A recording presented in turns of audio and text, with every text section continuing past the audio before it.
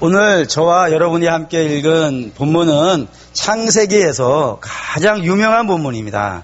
하나님과 야곱이 야복강가 나루에서 함께 씨름했던 이야기, 이게 굉장히 유명한 이야기인데, 유명한 이야기이기 때문에 여러분들도 많이 설교를 들으셨을 것이라고 생각이 됩니다. 그리고 그 대개의 설교는 이 내용을 어디로 끌고 가냐면은 야곱의 기도로 끌고 갑니다. 야곱이 죽을 만큼 힘든 순간에 하나님과 처절한 씨름하는 듯한 기도를 해서 하나님이 그에게 응답을 주셨고 그 응답으로 살았다, 이런 내용들로 많이 설교되어지고 있는 본문인데, 우리도 한번 생각해 보셨으면 좋겠어요. 그냥 막 듣는 것이 아니라 정말 오늘 이 본문이 야곱의 그 처절한 기도, 나무를 뽑는 기도를 설명해 주기 위해서, 그러니까 여러분 소원이 있으면 이렇게 하나님과 씨름하는 그런 기도를 하셔서 응답을 받으시라 라고 하는 것들을 설명해 주기 위해서 오늘 본문이 성경에 있는 것일까 한번 좀 생각해 보실 필요가 있습니다. 물론 오늘 본문에 기도가의 내용이 없는 건 아니죠. 있어요. 26절 한번 읽을까요? 26절 읽겠습니다. 그가 이르되 날이 새려하니 나로 가게 하라. 야곱이 이르되 당신이 내게 축복하지 아니하면 가게 하지 아니하겠나이다. 물론 이 부분은 기도입니다. 하나님 되게 축복해 주세요라고 말했던 기도인 것은 틀림이 없지만, 이 기도는 본문 전체를 지배하고 있는 내용이 아니고 한 부분인 거예요. 한 부분이고, 실제 이 본문을 전체를 지배하고 있는 건 다른 이야기라 이겁니다. 그리고 오늘 이 본문이 기도가 아니라는 사실은 뭘로 알 수 있냐면 23절과 24절을 읽어보면 다분히 알 수 있습니다. 읽어볼까요?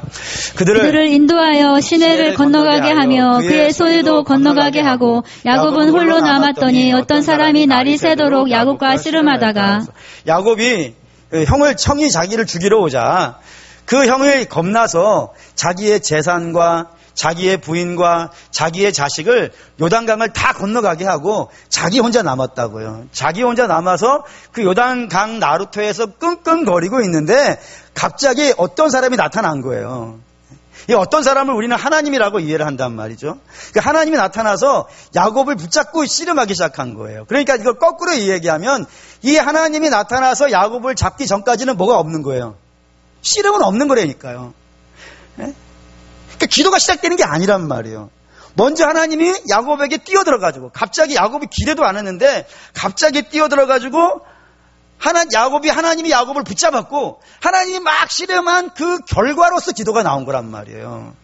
그러니까 이게 기도에 대한 내용이 아니라는 건 분명히 사실이라 이겁니다. 그렇기 때문에 이 본문이 우리에게 기도를 강청 기도를 알려주려는 것이 아니고, 이 본문이 우리에게 알려주고 싶은 이야기는 다른 이야기라 이겁니다. 그 이야기가 뭐냐면 한 4가지 정도가 저는 이제 있다고 생각을 하는데, 첫째는 하나님이 야곱이 어떠한 사람인지를 알려주고 싶으신 거예요. 25절입니다. 25절 읽을게요. 자기가 야곱을 이기지 못함을 보고 그가 야곱의 허벅지 관절을 치매 야곱의 허벅지 관절이 그 사람과 씨름할 때에 어긋났더라. 하나님이 야곱에게 갑자기 뛰어들어서 야곱과 씨름하게 됐단 말입니다. 그러자 등장한 야곱의 반응이 뭐냐면 하나님을요 이겨먹으려고 했다 이거예요. 야곱은 그런 사람이라 이겁니다. 이거를 호세아 선지자가 주석을 달았어요. 이 내용이 어떠한 내용인지를 정확하게 주석을 달았는데 한번 보시죠. 이거 호세아 12장 1절 2절입니다. 읽을게요.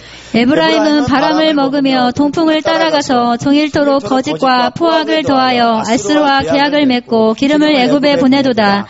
여호와께서 유다와 논쟁하시고 야곱을 그 행실대로 벌하시며 그의 행위대로 그에게 보응하시리라. 이 뭔 내용이냐면은 이 북이스라엘에 큰 위기가 닥친 거예요. 어떤 위기냐면 아람이라는 나라가 끊임없이 이 북이스라엘을 공격하고 막 이런 상황들에 있겠었기 때문에 위기가 닥친 거예요. 그럼 위기가 닥치면 이스라엘은 어디를 가야 되는 거예요?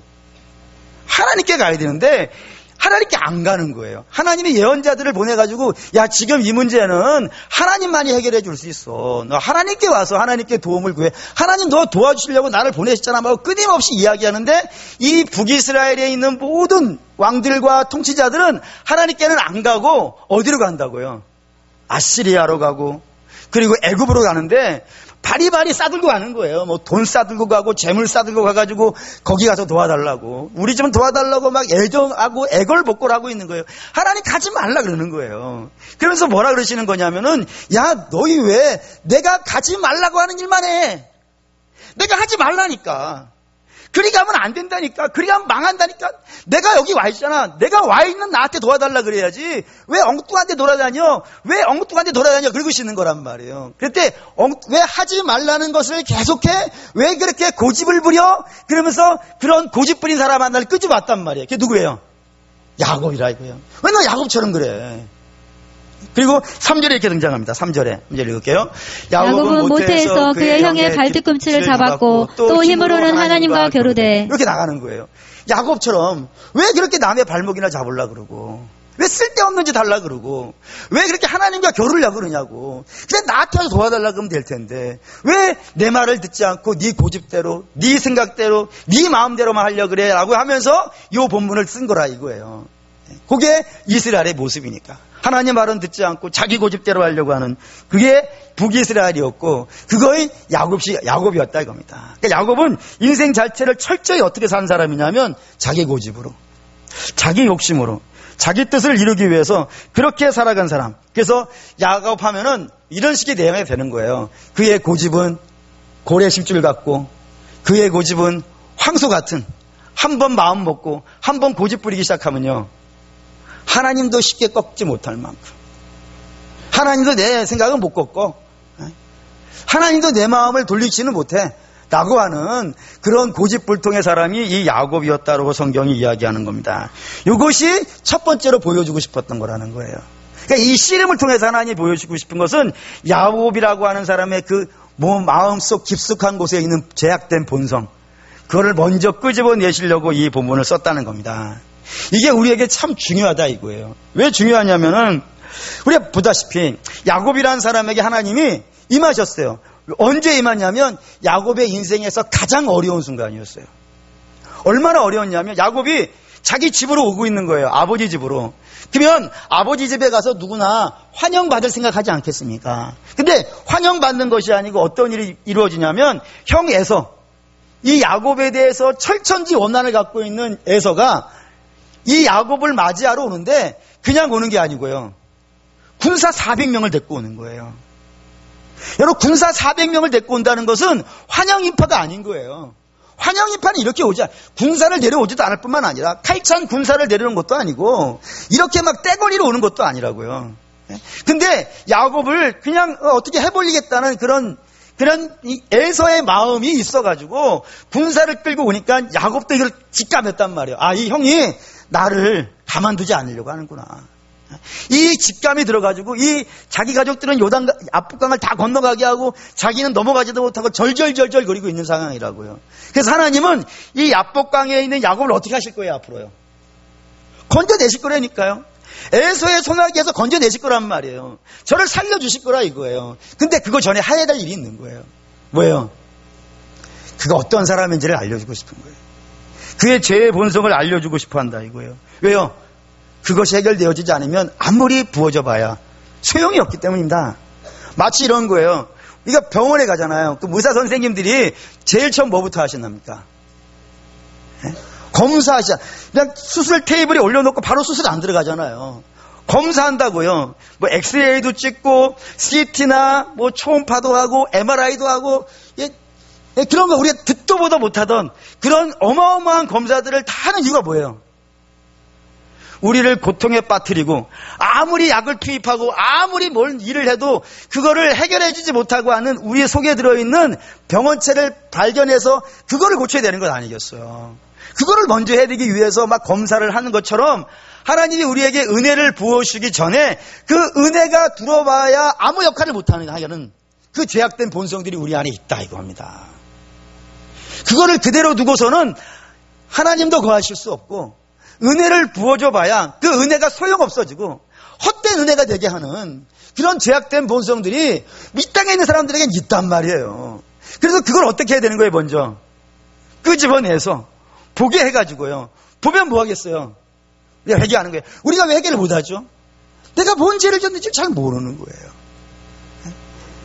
그게 뭐예요? 그래서 먼저 그걸 보여주시고 그걸 보고 하나님 앞에 가서 애통해하면서 회개하게 되고 그 회개한 것에 대해서 하나님은요 당신의 아들의 보혈을 부어서 씻으시고 깨끗하게 하시고 회복하게 하시고 그런 과정들을요 반드시 먼저 하신다니까요.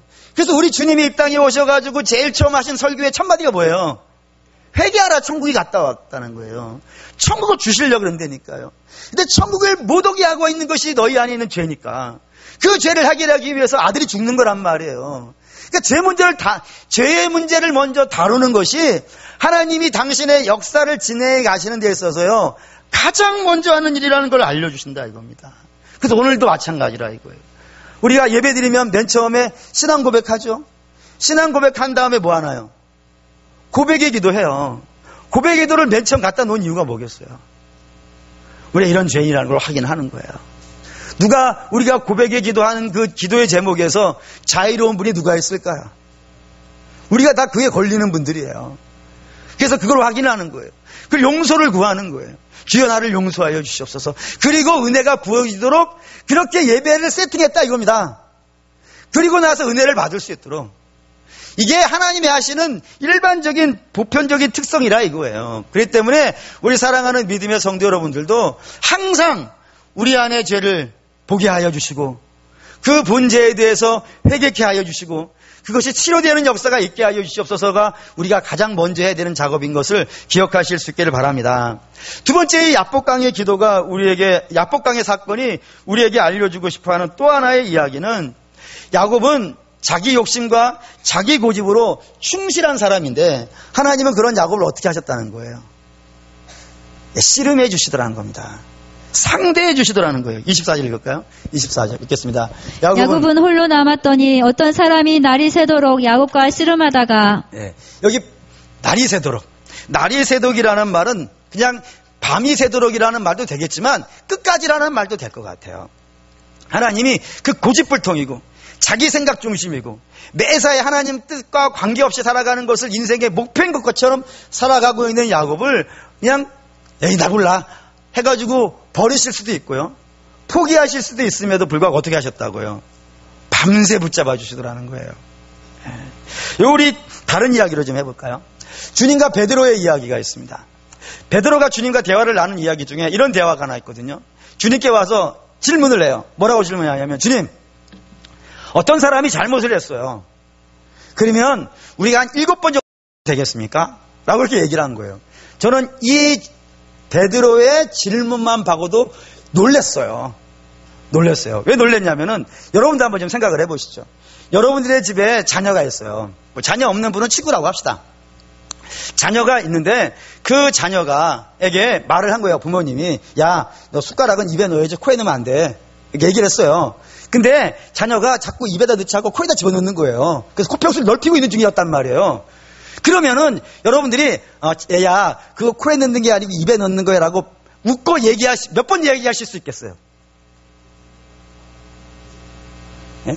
웃으면 절대 화내면 안 되는 거예요. 얘야 그거는 입에 코평수 넓히라고 있는 게 아니고 입에다가 맛있는 거 넣으라고 있는 거야 라는 이야기를 웃으면서 몇 번 하실 수 있겠어요? 제가 물론 코평수 넓히는 예언은 아니지만 해봤어요. 해봤더니 3번에서 4번 정도는 웃으면서 할 수 있어요. 5번이 되면 열리기 시작합니다. 처음에는 한 10%. 그래서 웃다가 입에 넣는 거야 하다가 야 입에 넣는 거야. 그 다음에 더 그리고 있으면요 야 임마 그 다음에는요 세네 번을 넘어가지 못하겠어요. 근데 그것도 날씨가 좋으면 그래요. 요즘같이 더우면요. 요즘같이 더우면 한 방 하고 안 되면 날아가는 거예요. 날아가는 거예요. 우리 그래요. 우리 그래요. 근데 우리 이제 이 7번은 해도 돼요라고 하는 7번 빼내면 돼요라고 말한 사람이 누구였다고요? 베드로는 우리 베드로 형님은 그런 분이 아니래요. 7번 할 수 있는 분이 아니라니까요. 성격으로 급한 거로 따진다 그러면 월드 챔피언쯤 될 수 있는 사람이 베드로인데 그분이 그런 거야. 한 7번 하면 되겠습니까? 라고 얘기를 한 거예요. 근데 주님이 그 얘기를 들으시고 완전히 우리를 멘붕시켜버린 대답을 하신다 이거예요. 그게 뭐냐면 마태복음 18장 22절 읽겠습니다. 이르시되 내게 이르노니 7번뿐만 아니라 7번은 70번까지라도 할지니라. 7번의 70번이 몇 번이에요? 490번이에요. 한 가지에 대해서요. 숟가락 입에 넣지 않는 걸 웃으면서 490번을 하시고, 젓가락 귀에 집어넣는 걸 하지 말라고 490번을 하신다니까요. 그럼 합치면 뭐가 되겠어요? 이미 960번 가까이 되는 거예요. 그렇게 하신다니까요. 그게 우리 주님이라는 거예요. 우리 주님 우리를 포기하시지 않는다 이거예요. 그게 야곱의 씨름이라 이거예요. 그 고집불통이고 지 생각대로 하려고 그러면 우리는 그러잖아요. 그게 말해도 안 들으면 아이 몰라 네 마음대로 해. 부모도 그렇게 해요. 부모도 포기할 때가 있다고요.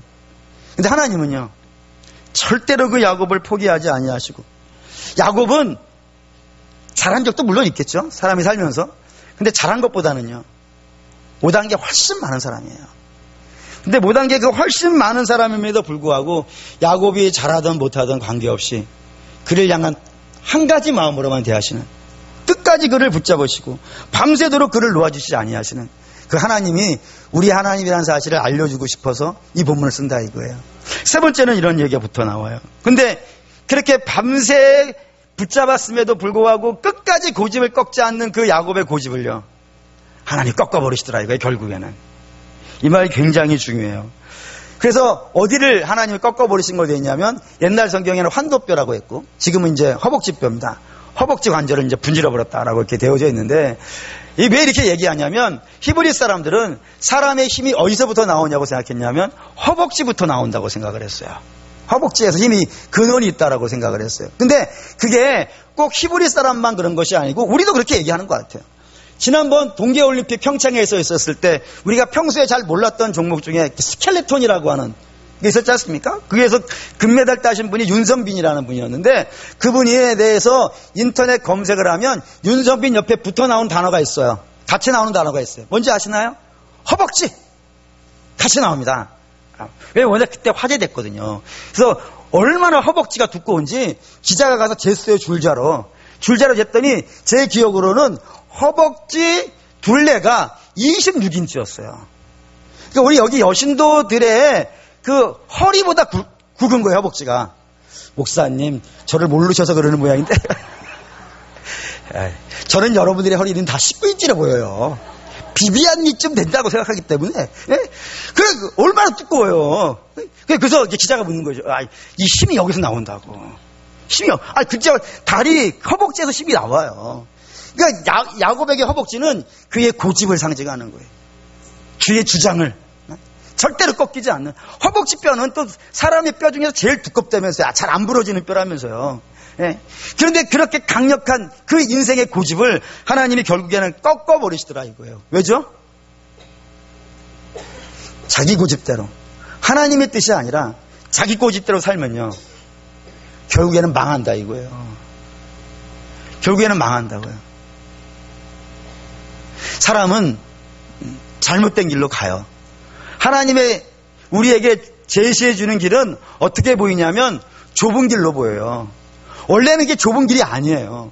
생명의 길은 넓은 길인데 하도 안 다니다 보니까 좁은 길이 되어졌고, 그래서 좁은 길로 가는 것은 좀 이상해 보여가지고 믿음으로 가는 길은요 쓸모없고 가치 없어 보여요. 오히려 세상 사람들처럼 약삭빠르게 지혜로 그렇게 살아가는 걸 지혜라 그런다고요. 근데 그리 가면요 망한다니까요. 넓은 길은요. 그래서 하나님은 넓은 길로 가는 그 야곱을 어떻게 하시려고 그러는 거예요. 그러니까 망하니까 그의 고집을 꺾어서라도요 생명의 길로 옮겨가시려고 하는 마음이 있다 이겁니다. 그래서 그렇게 하시고요. 하나님은 전지하신 분이기 때문에 우리가 알지 못하는 걸 알고 계시고 우리가 보지 못하는 것을 보고 계시기 때문에 우리가 그 길로 가면 망하는 걸 알기에 그걸 내버려 두시지 않는 거예요. 만약에 하나님이 우리가 잘못된 길로 가서 망하는 것을 방치하신다면요 하나님 직무유기가 되겠죠. 하나님 이걸 하시지 않는다 이거예요. 반드시 그걸 밤새 씨름해서라도 붙잡으시고 끝까지 고집 부리시면 그걸 꺾어버려서라도 반드시 당신이 원하시는 길로 그 알곡된 자들을요 불러가신다 이거예요. 하나님 이런 거 쓰시잖아요. 모든 것이 그런 건 아니지만 하나님은 때로 성도들을 병들게도 하세요. 그렇게 불러내신 분도 있어요. 또 어떤 분들은 그 하던 사업이 망해서 오는 분도 있어요. 모든 게 그렇다는 게 아니에요. 근데 하나님 그렇게 하시는 경우도 있어요. 또 어떤 경우 같은 경우에는 시험에 능히 붙을 거라고 생각했던 시험에 떨어져서 부르시는 분도 있어요. 그게 저예요. 저 같은 경우는 그래요. 시험에 떨어지면서 하나님을 만났어요. 그렇게 부르는 분도 있어요. 고난을 당하게 하시고 어려움에 빠지게 하서라도 그게 생명의 일로만 올 수만 있다면요. 아마 여러분도 그럴걸요. 자녀를 똑바로 살게 할 수 있는 사람을 만들 수 있다면 회초리를 아끼겠습니까? 내가 때려서라도 제대로 갈 수만 있다면. 우리도 그렇게 하듯이 하나님도 당신의 자녀를 절대로 망하는 길로 가는 것을 방치하지 아니하시고 막아내신 다음에 그를 반드시 생명의 길로 이끌어 가시기 위해서 꺾어야 될 것이 있다면요. 능히 다 꺾어버리시는 분이라는 사실을 알려주시려고 이 본문이 있었다 이겁니다. 네 번째는 이런 얘기 있어요. 네 번째는 그래서 꺾으셔서 뭐 하시려고요? 즉 야곱을 이스라엘로 이렇게 하시려고 그런다 이거예요. 네. 우리 알다시피 야곱이라는 사람은 남의 발목이나 잡는 인생이고 남의 인생이나 가로막는 자예요. 직역하면 그렇게 돼요. 근데 의역하면은 도둑이고 사기꾼이에요. 이름 자체가 그런 뜻을 가지고 있어요. 당연히 이런 사람은 상식 이하의 사람이고요. 이런 상식 이하의 사람은 같이 있는 것보다는요. 상대 안 하는 게 이익이에요. 상대하면 상대할수록요. 손해볼 수밖에 없는 사람이 이런 사람이라 이거예요. 그러니까 사람은 버리는 거예요. 근데 하나님은 그런 사람을요. 붙잡으시는 거예요. 붙잡으셔가지고 뭘로 만드시냐면 이스라엘로 만드신다고요. 이스라엘이 누굽니까? 하나님과 씨름하여 이기는 자예요. 여러분 이게 참 의미 있지 않습니까? 우리가 하나님과 씨름하여 이길 수도 없지만 더 나아가면은 하나님하고 상대할 수 있는 사람도 아니잖아요. 근데 하나님은 그렇게 하신다니까요. 그렇게 영광스러운 사람으로. 아니 대통령은 아무나 만나는 게 아니잖아요. 뭐 이거 하나님은 이거 뭐 대통령하고 비교되는 분이 아니잖아요. 하나님을 만나게 하고 하나님과 교제하고 하나님을 증거해주고 그의 얼굴에 주의 빛을 뜨게 하고 그런 사람으로 하나님이 만들어주신다는 의미가 이게 이스라엘이라는 말로 대표된다 이겁니다. 하나님 그렇게 하신다니까요. 그 대표적인 예를 하나 들어봅시다. 베드로입니다. 베드로 1장 6절에서 7절 읽을게요. 그러므로 너희가 이제 여러 가지 시험으로 말미암아 잠깐 근심하게 되지 않을 수 없으나 오히려 크게 기뻐하는도다. 너희 믿음의 확실함은 불로 연단하여도 없어질 금보다 더 귀하여 예수 그리스도께서 나타나실 때에 칭찬과 영광과 존귀를 얻게 할 것이라. 이 말씀이 베드로가 있기 때문에 더 마음이 와닿아요. 왜냐하면 베드로라는 사람은 좀 이렇게 많이 그렇잖아요. 사도로서의 뭐 품위도 없고 그런 사람이 베드로란 말이에요. 근데 그런 사람을 하나님께서 결국에는요 만들어내시더라 이거예요. 수석사도로. 그래서 이렇게 하신다는 거예요. 그 베드로 수석사도가 된 정말 남들이 볼 때 학문 없는 자라고 손가락질 받던 그 베드로를 수석사도로 만드셔가지고 그의 입술을 통해서 증거하는 거예요. 하나님이 때로 너희를 환난 속에 넣을 수 있고 불 속에도 넣을 수 있다 이거예요. 근데 그렇게 하는 이유가 있다 이겁니다. 어떻게 하시려고? 왜요? 주님 다시 오시는 날 너희를 존귀한 자 되게 하려고, 영광스러운 자 되게 하려고, 복된 자 되게 하려고 하나님이 그렇게 하신다라고 이렇게 성경이 증거하고 있다 이겁니다. 그래서 하나님은 야곱을 이스라엘 만드실 때까지 포기하지 않으시는 거예요. 그게 우리에게 복이죠. 하나님 우리를 하나님이 기뻐하시는 사람으로 만들어내시기 날이 될 때까지는 우리 하나님 졸지도 않으실 것이고요. 주무시지도 아니하시고 쉬지도 않으실 겁니다. 끝까지 그 인생을 붙잡고 끝까지 씨름하고 끝까지 부러뜨려야 될 것이 있으면 부러뜨려서라도 반드시 그를 복된 사람으로 만들어내시겠다고 하는 것이 이 야복강 나루에서 하나님과 야곱이 씨름한 내용이라 이겁니다. 그러면 이제 결론이 왔어요. 이 이야기가 왜 해야 되는지를. 이 야복강 이야기가 쓰여져 있는 책은 창세기라 그런다고 했습니다. 그 창세기의 저자는 누굴까요? 물론 원저자는 하나님이십니다. 근데 하나님이 직접 쓰신 것이 아니고 모세라는 사람을 통하여서 이 창세기라는 책을 쓰게 하신 거예요. 그러면 모세가 이 창세기를 쓰면서 하나님의 명을 받아서 창세기를 쓰면서 이 책을 쓴다는 것은 누가 읽어달라는 거겠죠. 누가 읽어달라고 썼을까요? 물론 모든 하나님의 백성이 읽어야 되겠지만 아무리 생각해봐도 모세가 4,000년 후에 대한민국이라는 땅에 전주라는 곳에 있는 우화 영생교회 성도들을 기억하면서 이걸 쓰진 않았을 것 같아요. 모세는 이거를 자기와 함께 애굽에서 나온 그런 사람들이 1차적으로 읽어달라고 이 책을 썼을 것이 틀림이 없습니다. 그럼 왜 그들에게 왜 하나님에 대한 이야기를 해주고 싶을까요? 이유가 있다 이겁니다. 그 이유는 이 애굽에서 나온 출애굽 백성들은 다른 신을 알고 있기 때문이에요. 물론 그의 신은 하나님이라는 사실은 알고 있죠. 왜요? 아브라함 때부터 섬겨온 하나님이시니까. 근데 아브라함 때부터 섬겨온 하나님을 쭉 깊게 신앙생활 해온 것이 아니라 애굽에 들어가 살았다니까요. 그러니까 아브라함 때의 이야기는 이 출애굽한 백성들에게는 400년 전이에요. 400년 전이면은 뭐 임진왜란 때쯤 얘기인데. 그 임진왜란 때 이야기는 우리 느낌이 어떤 거예요? 뭐 호랑이 담배 먹는 쪽 이야기잖아요. 그러니까 이 출애굽한 백성들에게 아브라함의 하나님, 이삭의 하나님, 야곱의 하나님은 사실 굉장히 멀리 있는 잘 모르는 신이 돼버린 거예요. 근데 반면에 그들이 애굽에서 400년 동안 살면서 만났던 자기 주인들이 날마다 자기들을 끌고 다니면서 섬겼던 신들은요, 그들의 현실인 거예요. 날마다 만났고 눈에 돌리면은 지금 우리는 눈에 돌리면 십자가가 있는 게 복이에요. 근데 그들은 눈에만 돌리면은 이 이방의 신들이 있었단 말이에요. 그런 곳에 살았단 말입니다. 그래서 그들도 거기서 신을 봤어요. 신을 봤다는 건 진짜 신이 있다는 게 아니라 그 신상들을 봤다고요. 어마어마한 신상들을. 예를 들면 애굽에도 창조의 신이 있어요. 그 창조의 신이 라예요. 라라고 하는 신이 있어요. 또 뿐만 아니라 부활의 신도 있어요. 오시리스라고 불러요. 그리고 어머니의 신, 땅의 여신도 있어요. 그게 이시스예요. 그리고 또 태양신도 있어요. 태양에도 신이 있어요. 호루스예요. 그리고 또 죽음의 신도 있어요. 사람을 죽으면 데려가는 신이 있어요. 야누비스라고 하는 신도 있어요. 그리고 또 축제를 벌린다든가 결혼을 한다든가 기쁨의 신이 있어요. 그 신이 뭐냐면 하토르예요. 그 외에도 많은 신들이 있어요. 만신전이 있었을 정도니까 어마어마한 신들을 애굽 사람들은 400년 동안 이스라엘이 애굽에 살면서 날마다 만났다고요. 날마다 그 따라가야 했고 자기 주인이 가니까 어쩔 수 없이 따라가기도 하고 어떤 사람은 실제로 가서 경배한 사람도 있었을 것이고 그렇게 날마다 봐왔던 것이 그런 신들이 있었단 말입니다. 그래서 그런 신들을 지금까지 봐왔던 출애굽한 이스라엘이 모세에게 묻는 거예요.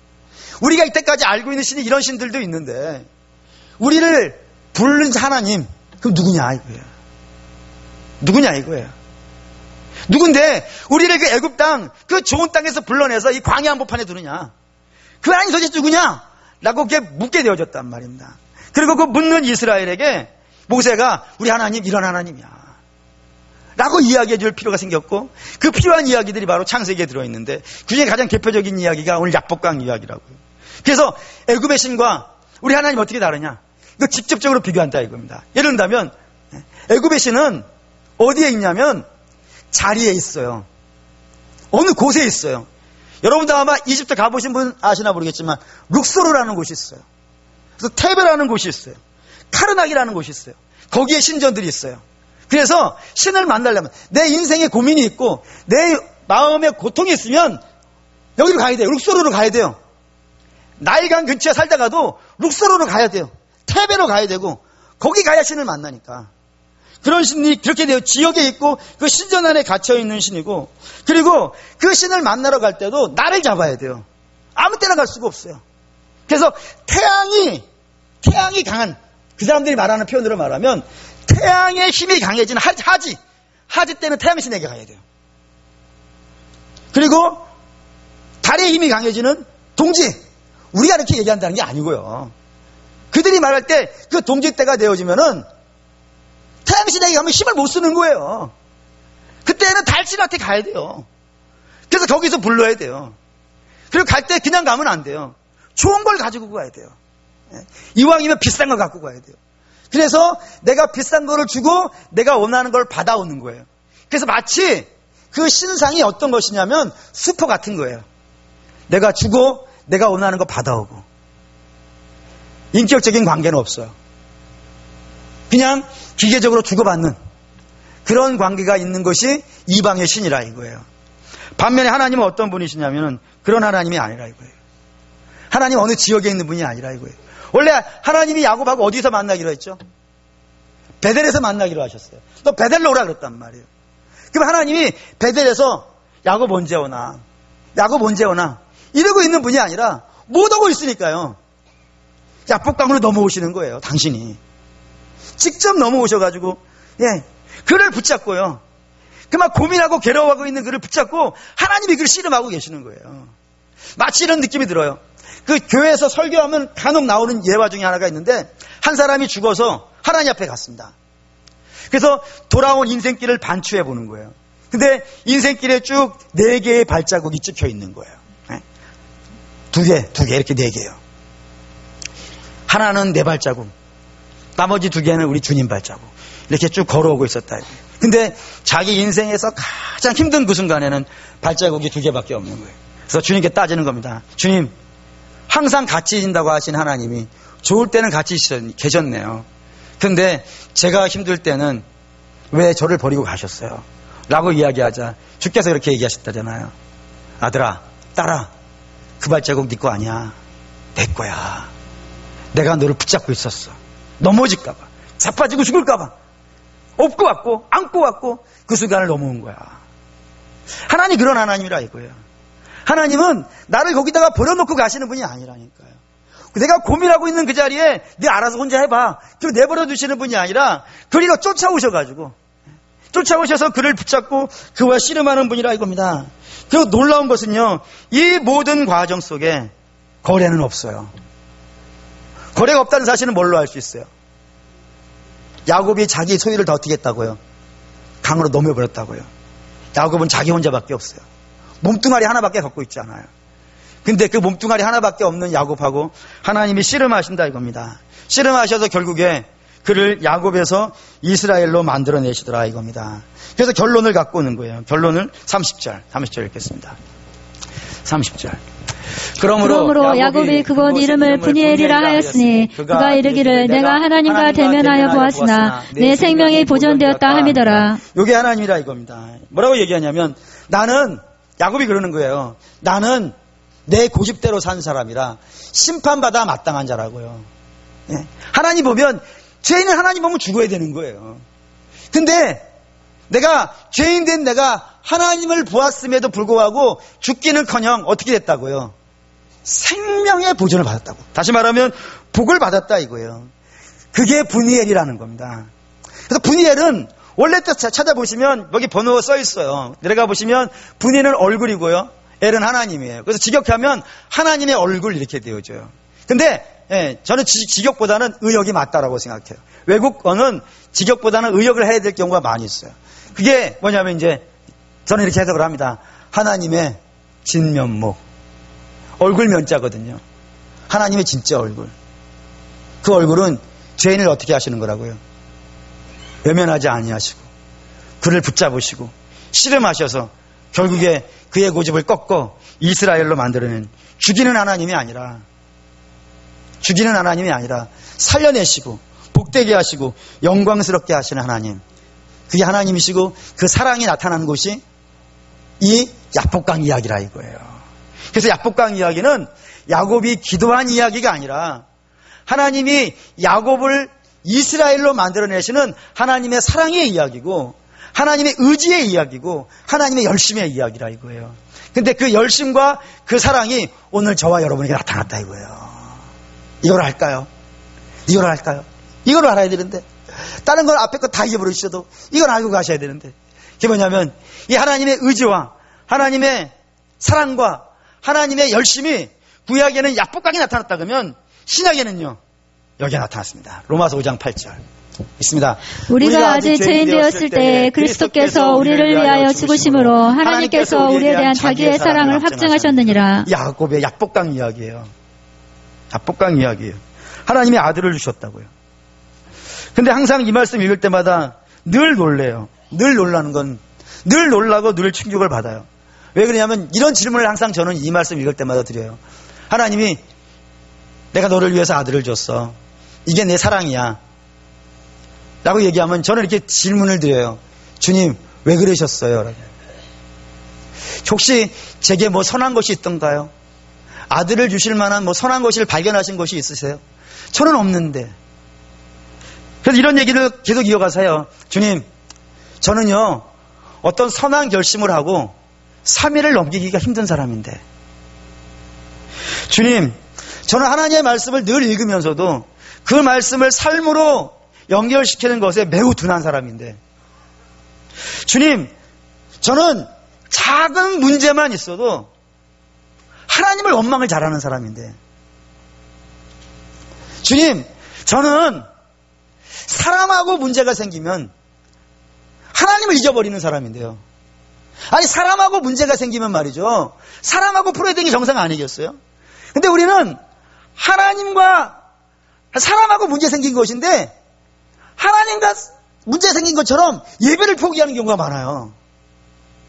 그런 사람인데, 그리고 하나님을 알고 하나님과 함께 있는 것보다는 세상의 재미를 더 잘 알고 있고 세상의 즐거움을 더 잘 알고 있고, 그걸 세상의 재미와 즐거움을 찾기 위해서는 돈도 쓸 줄 알고 뭐 다 하는데, 하나님을 알아가는 재미에 대해서는 매우 둔감한 사람인데, 아무리 생각해봐도 하나님께서 아들을 주실 만한 뭐가 있는 사람이 아닌데, 근데 왜 주셨어요? 라고 얘기하면 하나님 다른 얘기는 안 하시고 저한테 하시는 말씀이 있어요. 그게 뭐냐면, 그게 내 사랑이야. 나는 너를 사랑하는데 아들을 줬고 아들을 준 것에 대해서 후회하지 않아. 저의 하나님만 그러실까요? 제가 믿는 하나님만 그러시고 여러분이 알고 있는 하나님은 다른 하나님이실까요? 저는 아니라고 생각합니다. 여러분에도 동일하다고 생각해요. 하나님은 여러분들에게 당신의 아들을 주신 것을 후회하지 않으세요. 만약에 그런 일이 있지 않겠지만 그 일을 또 해야 되신다면요, 또 하실 거예요. 하나님은 그를 포기하지 않으실 거예요. 그게 우리 하나님의 진면목입니다. 저는 그래서 여러분에게 부탁을 드려요. 그런 하나님을 여러분들이 알았으면 좋겠습니다. 그리고 알고 싶었으면 좋겠습니다. 그걸 구할 수 있는 마음들이 있었으면 좋겠어요. 하나님, 여러분들의 그런 소망을 좀 부어주셨으면 좋겠어요. 그래서 여러분들이 이런 하나님을 여러분이 아신다면, 없는 하나님이 아니에요. 제가 지어낸 하나님 아니에요. 분명히 히브리서 12장 1절에 우리 주님이 이런 분이라는 사실을요, 증거할 사람들이 하늘의 구름처럼 허다하게 많다고 그랬습니다. 아마 우리 중에도 그런 증인들 나오라 그러면 저는 어마어마하게 많이 나올 거라 생각을 해요. 그런 하나님이에요. 그래서 여러분도 그런 하나님을 알았으면 좋겠어요. 아니, 다른 거는 좀 손해봐도 괜찮아요. 돈은 좀 손해봐도 되고요. 자존심은 좀 손해봐도 돼요. 여러분, 다른 건 좀 잃어버려도 돼요. 왜요? 그거를 주실 수 있는 분이 하나님이니까. 그걸 알고 싶어야죠, 그거를. 그걸 소망하셨으면 좋겠어요. 그래서 하나님, 왜 저분은 그 예배 때 얼마나 큰 감격이 있으면 그 예배 시간 내내 그 화창한 웃음을 띠는지, 저분은 왜 하나님이 얼마나 좋으면 저렇게 예배 때마다 눈물을 흘리는지 알고 싶은 마음이, 그게 영적인 자극이 되어져서 여러분에게 왔으면 좋겠어요. 사랑하는 믿음의 성도 여러분, 그래서 여러분들이 하나님을 맛보고 하나님을 알고 하나님과 교제하면, 저는 여러분에게 이 시간 마지막으로 선포할 겁니다. 왜냐면 이 얘기는 반드시 해야 될 것 같아요. 여러분이 하나님을 만나고 하나님을 알고 하나님과 교제하면 여러분 인생이 다 바뀝니다. 안 바뀌면 제가 거짓말이고 사기꾼입니다. 반드시 하나님은 여러분과 만나서 교제하면 여러분의 인생에 놀라운 변화들이 생기고 여러분의 삶이 다 달라지고 여러분의 예배가 다 바뀝니다. 신비한 역사가 있습니다. 반드시 그렇습니다. 그런 소망이 저 여러분에게 있으시기를 주의 이름으로 축원합니다. 아멘.